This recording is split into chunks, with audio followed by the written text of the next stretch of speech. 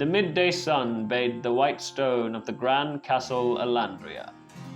On one of its high balconies overlooking the training grounds, King Jonas and his daughter Arielsa shared a quiet meal. It was the second day of the princess's 18th birthday celebrations, and the air was already buzzing with the laughter of noble guests and the clatter of swords from below. King Jonas, a towering man with a large frame, sat relaxed in his chair, steadily enjoying his meal. His thick beard framed a face both commanding and kind, and his build was that of a performing strongman, though age had gentled his strength. Across from him sat Princess Arielsa. She sat slightly lean, her elbow propped on the armrest, her cheeks resting against her hand. Her gown was a luminous blend of soft mint green and lavender, adorned with delicate jewels sewn into the floral patterns. The light breeze lifted strands of her long silver hair, which was styled into a high ponytail. A bold wave of crimson red curled along one side, framing her face like a stroke of fire on moonlight. The king ate with casual ease, while Arielsa's plate remained untouched. Her gaze, however, drifted at the training grounds below. The king scooped a piece of honeyed fruit from a silver dish and spoke casually. Many have come for your 18th birthday celebration. It's open season for the princess, so of course, replied Arielsa, sighing a bit. Below them, the castle's training grounds were alive with movement. Visiting princes and lords were sparring with more flourish than form. Swords flashing, cloaks whipping dramatically, voices raised just a little too loud. It wasn't training, not truly. It was a showcase. Now of age, Arielsa had become the prize of the season. Her birthday was not just a celebration, it was an opportunity. The older nobles had come to flatter and forge alliances.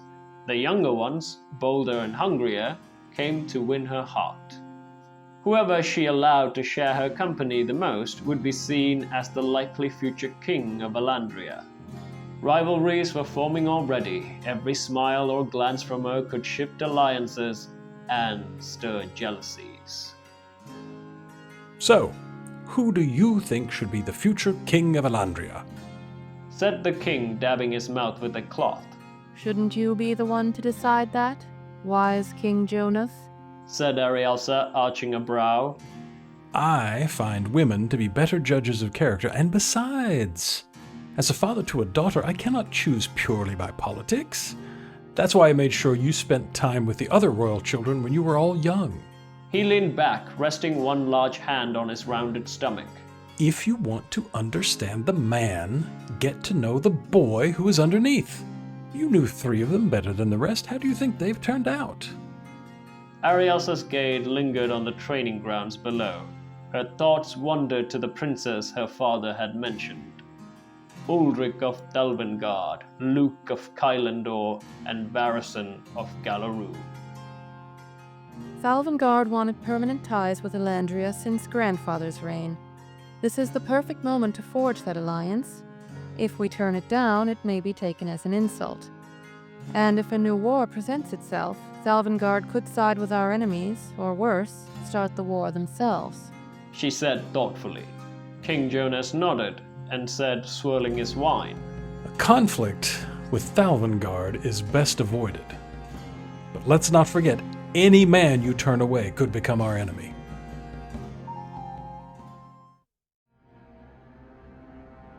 Thelvengard was a kingdom of fire and ice. Brutal winters, burning volcanoes, and warriors born in the clash of both. It had once been a wasteland of warring jarls until Ulric's ancestors, a seafaring tribe of warriors, landed on its shores. They conquered the warring tribes one by one, carved their dominion into their frostbitten land, and tamed its wiles with steel and fire. A kingdom was forged not by treaties, but by conquest. When their power grew, the world feared they would march south and devour every kingdom in their path. Instead, they began selling their mighty warriors and devastating weaponry to the other nations. Any kingdom that had the backing of Thalvangard rarely lost a war. Even Alandria long ago had hired their strength in war. And though Coin began the bond became deeper after Arielsa's grandfather impressed their warrior king when they fought together.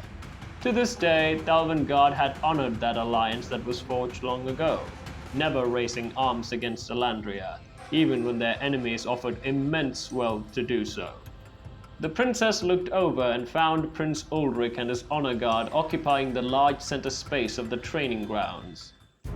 His prized Thalvangardian armor had a deep, stormy blue hue reinforced with gold trim across the edges and joints. He was broad-shouldered, battle-built like most Thalvangardians. His face was cut from the same stone as the North, a square jaw like a glacier. Long, wild black hair framed his face, and his eyes were ice bright, alert and unflinching. He held an impressive double-bladed axe that rested on his shoulders as it were no more than a walking stick. His men practiced practical drills, while Ulric directed them with sharp, deliberate hand gestures. His warriors shifted formation instantly, moving with the weight and precision of men who had followed him through real blood and mud, and not courtly games. The clash of steel, the thud of boots, it all rang out like the drums of war, the Thalvangardians' favorite music. Ulric was 6 years older than Arielsa, but in truth he had been a man since boyhood. He had grown up on military campaigns beside his father, learning both strategy and savagery.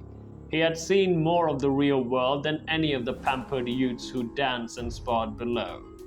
She remembered the time she'd spent with him during the Thalvangardian passage through their kingdom. Now he has grown into the man he was destined to become.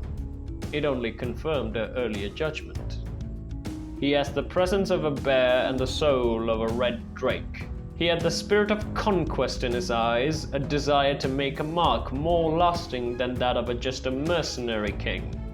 If he becomes king of Alandria, united with the might of Thalvangard, he may bring the known world to its knees. She spoke softly, more to herself than her father. Whenever I speak to him, I am always struck by his blunt honesty. There is wisdom in it. Others overlook that. When Ulric speaks, I can trust his words, and that's rare among royalty. Jonas raised an eyebrow, but said nothing. She went on, but her voice grew sturdier, carrying more weight. However, if he becomes king, Alandria will not be the same. We are strong, but we are also known for our restraint. That will end with Ulric.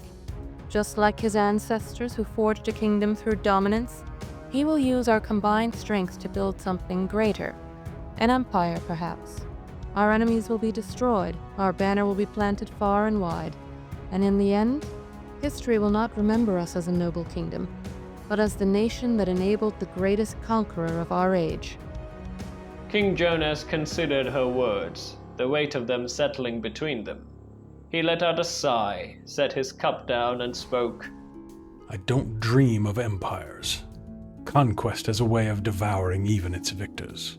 He turned his gaze to the horizon. And not all futures are written in fire and steel. Then, glancing back at the training grounds, his voice grew more relaxed. He added, And what of Prince Luke? Prince Luke of Kylandor stood at the edge of the training grounds, his velvet-trimmed robe swaying softly with the breeze. It was more suited to a court chamber than a battlefield, and yet that's what he chose to wear here. His posture was composed, hands clasped lightly as he observed the sparring session with quiet focus. He wore rings carved of emeralds and sapphires, each enchanted with magic, no doubt. His long chestnut hair framed sharp eyes, recording every movement with calculating interest. He analyzed form, footwork, and weaknesses, tucking each inside away like pieces on a board yet to be played. Kylandor was a kingdom of serene tall towers, ancient libraries, and whispered enchantments, famed for its magical scholarship, diplomacy, and quiet power. Though its military was modest, its true strength lay in knowledge, persuasion, and its sorcerers. It was a kingdom that thrived on merit, magical prowess, and strategic neutrality. Home to prestigious grand academies, it drew scholars, nobles, and diplomats from across the realm. Kylandor led not through conquest, but through influence, intellect, and subtle control. Prince Luke, for all his youth, was a product and a master of that world. Ah, Luke, a clever fox if I ever known one, and my friendly intellectual rival, said Arielsa with a hint of a giggle, a memory flashing in her eyes. King Jonas chuckled. I'm still surprised you haven't punched him again for cheating at chess. Although I admit, it would be amusing to see how that plays out now that you're both grown. It's a tempting thought. Said Arielsa with a smile. But don't mistake him for a weakling, Father. He may not be a renowned warrior, but he can fight. Mostly when he knows he'll win. And there are only a few battles he can't win. She paused, her eyes locked on Luke. He will make Elandria more prosperous. And combining our military with their magic will make our kingdom stronger. But he will not use it to start costly wars. He will avoid them, even by nefarious means. He doesn't want conquest, he wants control. Quiet, clean, lasting control. Which is why a life with him would be unbearable. Her voice dipped, heavy with personal weight. Every promise Luke makes is a contract with loopholes that benefits him. And when the real hard times come, the ones that can't be solved with diplomacy or underhanded tactics, I can't be sure he'll stand with Elandria, or with me. Most likely, he'll cut his losses and leave us to the wolves. Arielsa's gaze drifted, finding a new face entering the training grounds. A figure clad in silver plate, trimmed with black and gold, a dashing crimson cape trailing behind him. She smiled. Of course, that was Prince Varason. Taller now, and finally wearing the kind of armor he used to dream about as a boy. It suits him well, she thought. There was strength in his build, not imposing, but solid. In his hand he carried a grand golden spear, its design unfamiliar, unlike the forge work of any known kingdom that she knows of. Barrison strode confidently across the field and patted Prince Luke on the back. Luke was startled, but after seeing Barrison's friendly expression, he became at ease. Arielsa blinked in surprise. She hadn't known the two were acquainted, though Barrison was sociable enough to approach anyone with that casual boyish ease of his. She noticed Luke shaking his head, politely declining whatever Barrison was offering. A sparring session, no doubt. Then they turned together and watched Ulric and his honor guard train. Little Varason has grown, said the king, sounding a little happier than when he spoke of the other princes. I've missed the lad. Word is he's already won 2 tourneys. Galaroon offers little to Elandria. Arielsa said as she finally took a sip from her cup. No immense wealth, no army, just its old songs and its famous tourney nights. He chuckled softly. We were talking about princes, girl, not their coffers and armies. Tell me, what do you think of the lad? She hesitated and said, He's complicated. How romantic. said the king with a mirthless chuckle which turned into a bellowing laughter. Not that way. Arielsa said sharply, though the flushed pink in her cheeks told another story. Then tell me what you actually mean. Jonas leaned back, the corner of his mouth still twitching with a bit of laughter. She sighed and then said, He can be a good diplomat. Not politically savvy enough to be someone like Luke, but he has enough charm to handle the vipers in court. And he listens. With a trusted counsel around him and time to grow into the role, he could manage politics just fine. She glanced back at the courtyard just in time to see Varason and Ulric lock eyes. No one else on the field had the gall to look directly at Ulric, not even Luke. The warlord had a way of staring down any who met his gaze, as if measuring the worth of their soul. Meek men tried to stare back and failed. Wise men knew to look away, but Varason did neither.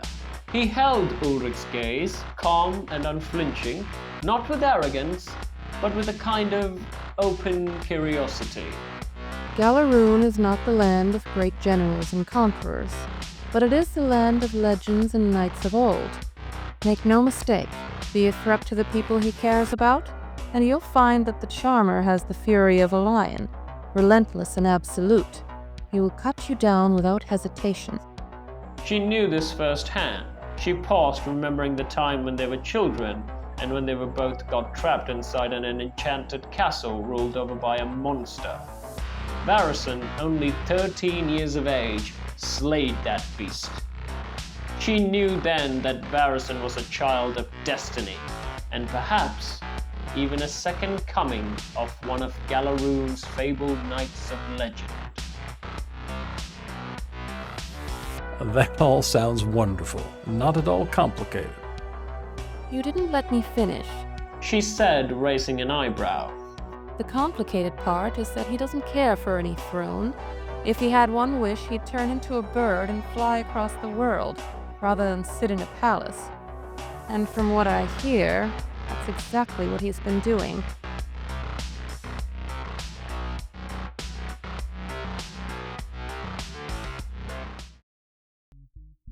Hey folks, before you leave, I want to have a quick chat with you wonderful people.